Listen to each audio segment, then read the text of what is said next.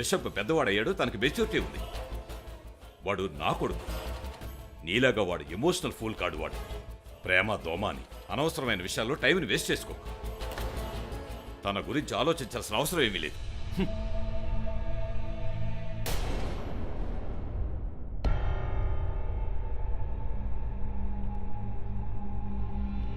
ఓ కమాన్ up aunty, ఎక్కడున్నారు? చాలాసేపటి నుండి కాల్ చేస్తున్నాను, కలవట్లేదు. నేను మీకు విషయం చెప్పాలి. Only you can help me. Anyway, నాకేది కావాలో అది నాకు తెలుసు. నాకు కావాల్సిన దాన్ని ఎలాగైనా దక్కించుకొని తీరుతాను. కొన్ని సంవత్సరాల క్రితం యుఎస్కి వెళ్ళిపోయాను, నా కెరీర్ సెట్ చేసుకోవడం కోసం. చేసుకున్నాను. But now I'm back. నేను దేన్ని వదిలి వెళ్ళానో దాన్ని సొంతం చేసుకుంటాను.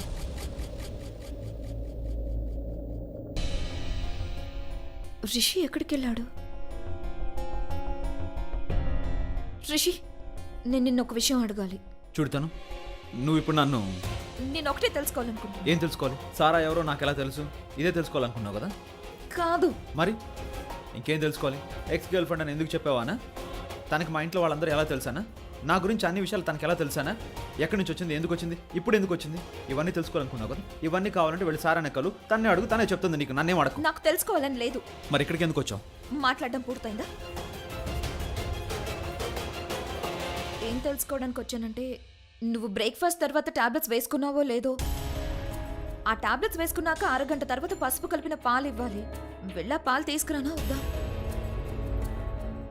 అయితే నువ్వు పాల కోసం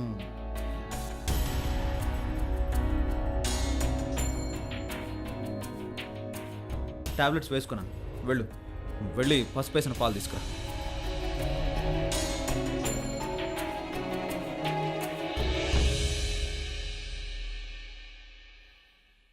నేనేం అడుగును? కొన్ని వేల విషయాలు అడగాలి నేను. ఈ సారా ఎవరు? తను నీ ఎక్స్ గర్ల్ ఫ్రెండ్ అని ఎందుకు చెప్పింది? అవును, అడగాలనుకుంటున్నాను. కానీ నువ్వేమంటావు? నీకే హక్కు ఉంది అనేగా. మన పెళ్లి కేవలం ఒక నాటకం కదా. నిన్ను అడగడానికి నాకు ఎలాంటి హక్కు లేదు రిషి. అయినా అడగాలనుకుంటున్నాను. ఒకవేళ అడిగితే ఈరోజు అరిచినట్టే నా మీద మళ్ళీ అరుస్తావు. అడగాలన్నా నేనేమో అడగలేను. ఒకవేళ నేను అడిగినా సరే నువ్వు నాకు చెప్తావో లేదో ఏం తెలీదు. ఎందుకు చెప్పాలి? వినడానికి నీకెక్కడ ఇంట్రెస్ట్ ఉంది? నీకెందుకు కావాలి? నా జీవితంలో సారా ఉందో లేక అమ్మాయిల పిచ్చి ఉందో నీకేం అవసరం చెప్పు. అవసరం లేదా? నీ కేవలం ఈ పెళ్ళి నాటకం చేయాలి, అంతే. నాటకం. నువ్వు ఎదురు చూస్తున్నావు. ఈ నాటకం ఎప్పుడు పూర్తయిపోతున్నాను, నా నుండి ఎప్పుడు దూరంగా వెళ్ళిపోదామని చూస్తున్నావు. నువ్వు ఇదే కోరుకుంటున్నావు, నా నుండి దూరంగా వెళ్ళిపోవడం.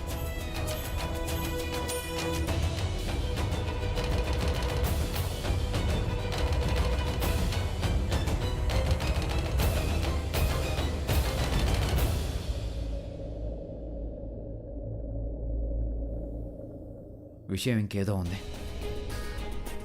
ఇది కాదులే ఆ విషయం. ఏంటంటే నేను నీకు దగ్గర అయిపోయాను. ఆ విషయం నీతో చెప్తే నన్ను తోసేస్తావు, వదిలేస్తావు. తర్వాత రిషబ్ ఏమవుతాడో ఏంటో. నన్ను ఒక మాట కూడా అడగకుండా నువ్వు వెళ్ళిపోతావు. వెనక్కి తిరిగి కూడా చూడు. కానీ వీల్లేదు. నేను ఇప్పుడు అలా జరగనివ్వను. Never never. లేదు, నేను సారాని ఎందుకు అడగాలి? తను నాకేమవుతుంది? నేను రిషి గురించి ఆలోచించకపోయినా తనకెందుకు? నాకు 100 సార్లు గుర్తు చేస్తాడు, ఇదంతా ఒక నాటకం, ఈ పెళ్ళి ఒక నాటకం అని. నేను కూడా ఒక విషయం గుర్తుంచుకోవాలి. ఈ ఇంట్లో నుంచి వెళ్లాల్సిన సమయం వచ్చినప్పుడు నా మనసు విరిగిపోతుంది.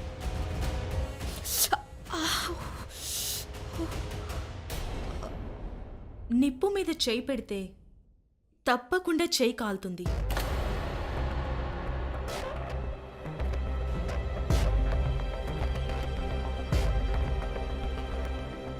చిన్నప్పుడు మీ అమ్మా నాన్నలు నేర్పించలేదా?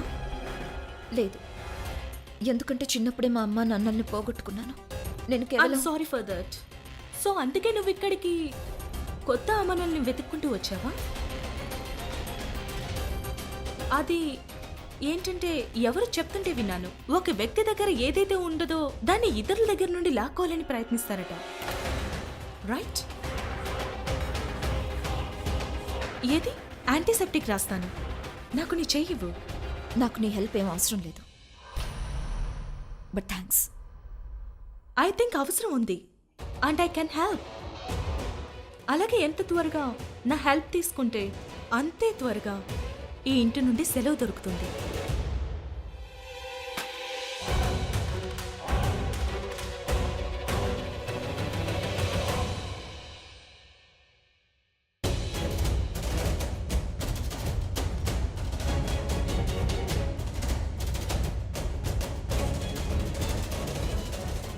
ఏంటమ్మాయి బాగా ఆశ్చర్యపోతున్నావు? నేను ప్రతి చోట ఉంటాను, నేను లేని చోటంటూ ఉండదు. నా కళ్ళు నలుమూలలా ఉంటూనే ఉంటాయి, నా కళ్ళు నలుమూలలా చూస్తూనే ఉంటాయి. అలాగే నీ కోపం ఎందుకు వస్తుంది? నిజానికి నువ్వు బాధపడాలి. మంచి భర్తనైతే అర్థం చేసుకోగలం. ఆ పని ఆడవాళ్ళు చాలా ఏళ్ల నుండి చేస్తూనే ఉన్నారు. తను నీ గురించి నాకు బాధగా ఉంది. మా వెధవ రిషబ్ ఉన్నాడు కదా, వాడి గురించి పోరాడే ఉపయోగం లేదు. వాడు మోహిని కొడుకు, నీకంటే మంచి అమ్మాయి వాడికి దొరకదని ఒప్పుకుంటాను. కానీ ఏం చేయను, వాడికి నానమ్మని కదా, అందుకే కాస్త గారాభం ఎక్కువ చేశాం. పనికిరాని మా రిషబ్ వేదవ్కి నువ్వు మాత్రమే కరెక్ట్ జోడి. ప్రేమ గుడ్డిదంటారు కదా, అలాగే నువ్వు గుడ్డిదాల్లా వాడిని ప్రేమిస్తున్నావు. అందుకే 2 విషయాలు ఎప్పుడూ గుర్తుంచుకో. మంగళసూత్రం నీ మెళ్ళలో ఉంది, సింధూరం నీ నుదుటిన ఉంది. నేను చాలా సినిమాలు చూశాను, 100 సినిమాలు చూశాను, 200 సినిమాలు చూశాను. 75% సినిమాల్లో మంగళసూత్రం ఇంకా సింధూరమే చివరికి గెలుస్తాయి. సరేనా? చిటికెడంత సింధూరం బొట్టు విలువ నీకేం తెలుసు రిషబ్ బాబు?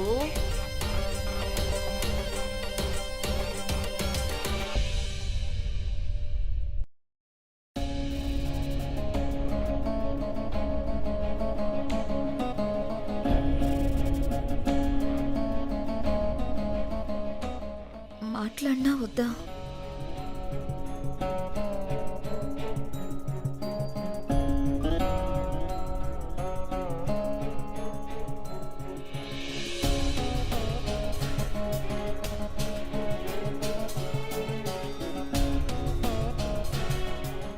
రిషి, నాకు సారా గురించి నిజానికి తెలుసుకోవాలని లేదు. కాదు, తెలుసుకోవాలి.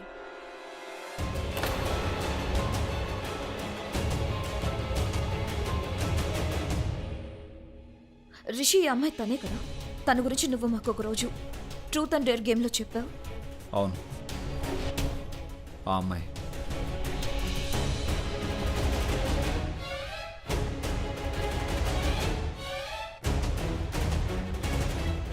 రిషి, ఈ పాలు తాగు.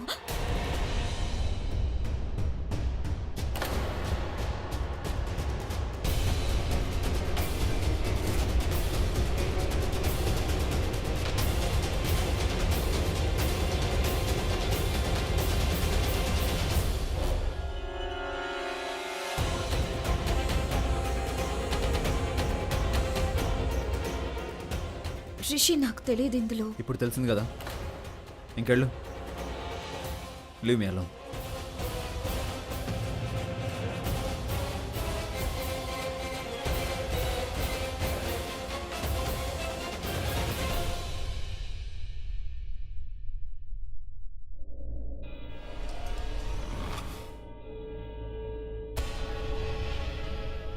తనుజా, తనుజా, తనుజా, దయచేసి హెల్ప్ చేయి. నేను చాలా ప్రమాదంలో ఉన్నాను. ప్లీజ్ దయచేసి నాకు సాయం చేయి. ప్లీజ్. లేదు, నేను మీకు హెల్ప్ తనుజా, చేయలేను. ప్లీజ్. నేను నీ ముందు చేతులు జోడిస్తున్నాను. ప్లీజ్ దయచేసి కాస్త సాయం చేయి. లేదు, నేను చేయలేను.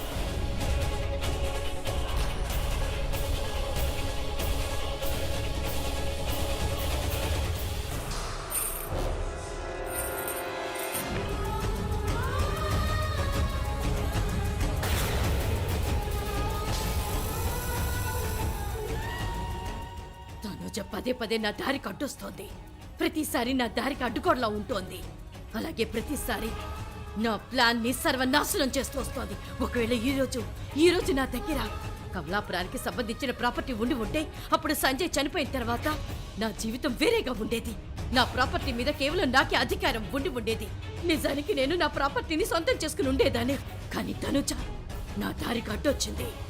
తర్వాత అంతా నాశనం అయిపోయింది. ఈ రోజు తన కారణంగా నేను బ్రహ్మ రాక్షసిగా మారిపోయాను. తను నా సంతోషాల్ని నాశనం చేసింది. తనుజ, నువ్వు నా సంతోషాల్ని నాకు దూరం చేశావు. అందుకే తనుజ, నిన్ను ప్రశాంతంగా ఎలా ఉండనిస్తాను? నువ్వు చూస్తూ ఉండు. నాకంటే ఎక్కువగా నిన్ను నాశనం చేసి అంతం చేస్తాను.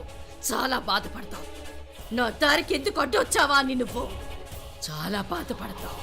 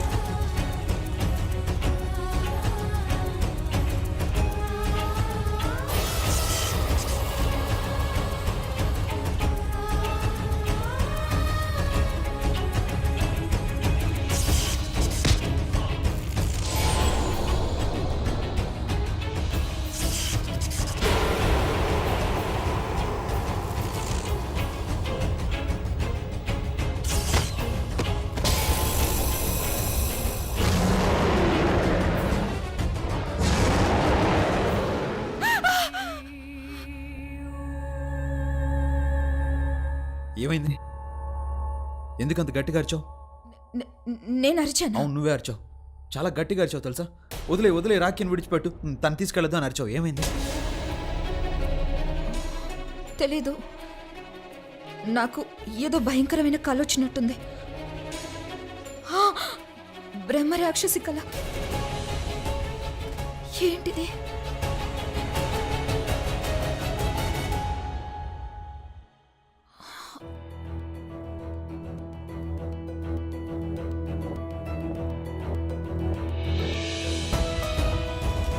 It's okay.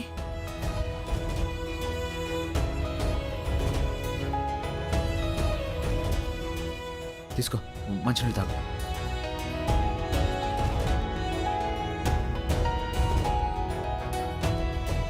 ఇప్పుడు కాస్త పర్లేదా? నువ్వు ఓ పని చేయి, దేవుని తలుచుకో, వెళ్ళి ప్రశాంతంగా పడుకో. ఇంకెలాంటి పీడ కల్లో రావు, వెళ్ళు. రిషి, బ్రహ్మరాక్షస సంగతి ఏంటి? బ్రహ్మరాక్షస సంగతి ఏంటి?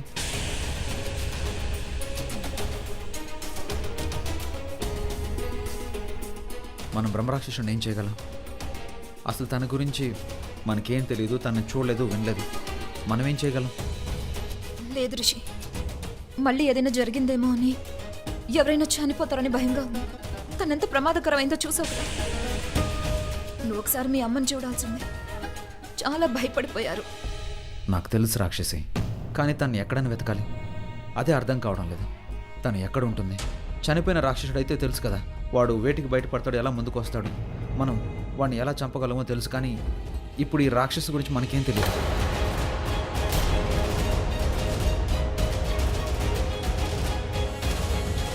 కాళిక ఏం చెప్పిందంటే రాక్షసిగా మారడానికి కారణం వేరే అయి ఉంటుందంటే. తనని ఎవరు చంపారు, ఎలా చంపారు, ఎందుకు చంపారు, చనిపోయిన వారి ఆత్మని ఏ జంతువుని తన వశం చేసుకుంది, ఇవి కూడా చాలా ముఖ్యమైనవట.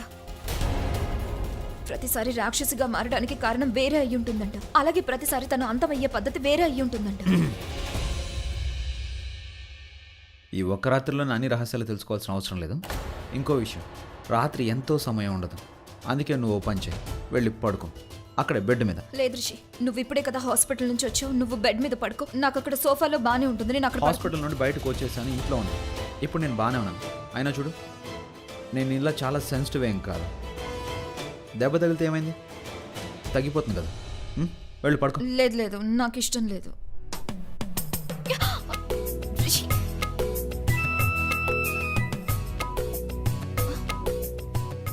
చూసావా, నేను ఇంత బరువు ఎత్తగలిగాను అంటే నేను బాగానే ఉన్నాను అర్థం.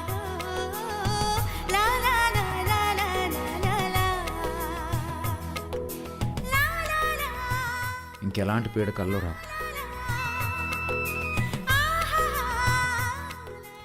మంచి నిద్ర చెడగొట్టింది.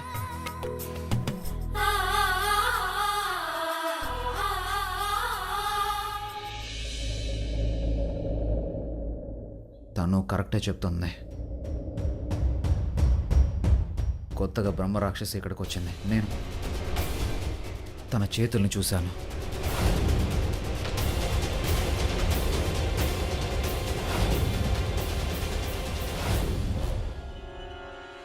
రిషి, రిషి, ఏమైంది? బ్రహ్మరాక్షసుడు వచ్చాడు ఒక ఆడ రూపంలో. అంటే అమ్మ కమలాపురం వెళ్ళిందని నీకు తెలుసు కదా? లేదు, నాకు తెలియదు, కానీ ఆవిడ నాకు సహాయం తీసుకొని వస్తానని చెప్పి వెళ్ళారు. నేను కాళికను చూశాక అప్పుడు అర్థమైంది ఆంటీ కాళిక దగ్గరికి వెళ్ళారని. తను నాకు బ్రహ్మరాక్షసు గురించి చెప్తున్నప్పుడు నేను ఎగతాళి చేసేవాడిని. కానీ నేను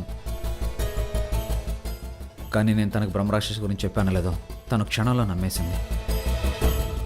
అమ్మకు కూడా వెళ్ళి చెప్పింది. వ్రతాన్ని వదలడం కూడా మర్చిపోయింది. నేను చెప్పే ప్రతి మాట తను గుడ్డిగా నమ్మేస్తుంది. కానీ నేను తనుని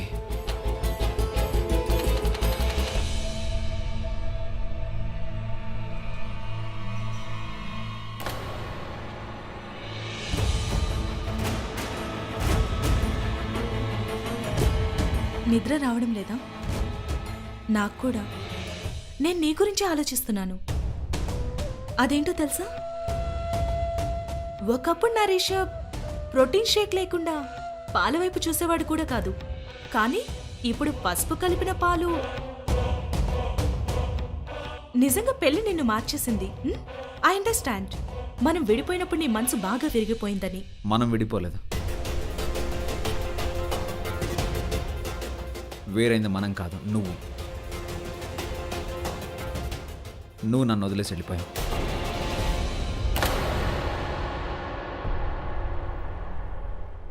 అయినా నువ్వు నన్ను ఆపలేదు కదా. వీళ్ళిద్దరికి చాలా దగ్గర రిలేషన్ ఉన్నట్టుంది. అసలు నీకేమైంది రిషబ్? తను నీ టైప్ అమ్మాయి కాదు. తనని ఎలా పెళ్లి చేసుకున్నావు? నీ టేస్ట్ అంతగా ఎలా మారిపోయింది? సే, సమాధానం చెప్పు. నేను చెప్పను. నేను నీకు సమాధానం చెప్పను. కమోన్, నువ్వు ఇప్పుడు నా నుంచి తప్పించుకోలేవు. ఏం చేస్తున్నావు రిషబ్? ఇంతగా ఎలా మారిపోయావు? కాలం కాలం మార్చేసింది.